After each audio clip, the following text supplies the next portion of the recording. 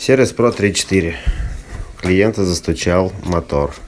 Недавно производилась капиталочка в стороннем сервисе. И вот что мы видим. Вкладышам, по-моему, капец. Ребят, попрошу вас выбирать нормальные сервисы для капитальных и вообще ремонтов вашего автомобиля. Ждем вас. Сервис Pro 34.